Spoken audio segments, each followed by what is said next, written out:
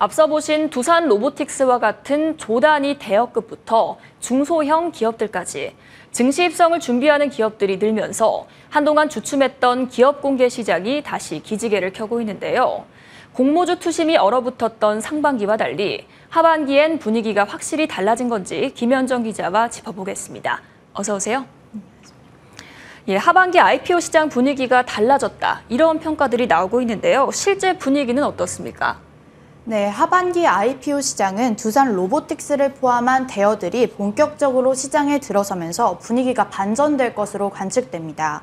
지난달 수요 예측에 도전한 기업이 4곳에 그쳤던 것과는 다르게 이달에는 앞서 언급한 두산 로보틱스를 포함해 모두 9곳이 수요 예측을 진행합니다.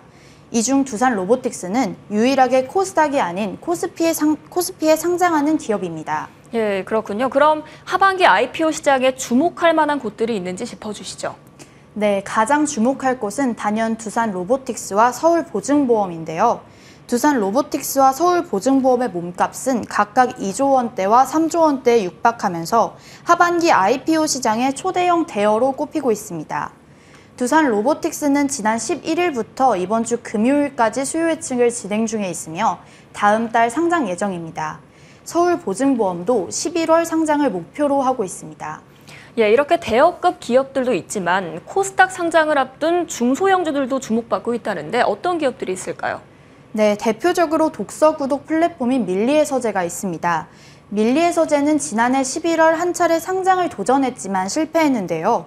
수요 예측에서 낮은 경쟁률을 기록한 데에 이어 참여한 기관 투자자들이 공모가 하단을 밑도는 가격을 제시하면서 상장을 철회한 바 있습니다. 하지만 이번에는 총 공모 주식 수를 200만 주에서 150만 주까지 줄였고 공모가도 낮추면서 상장에 도전하는 만큼 코스닥 시장에 무난하게 입성할 것이라는 예상입니다. 몸집이 큰 기업부터 재도전하는 기업까지 등장을 하는데 이 업계에선 하반기 IPO 시장을 어떻게 바라보고 있을까요? 네, 두산 로보틱스와 서울보증보험이 하반기 IPO 시장을 이끌 것으로 보이면서 시장의 반응은 긍정적입니다.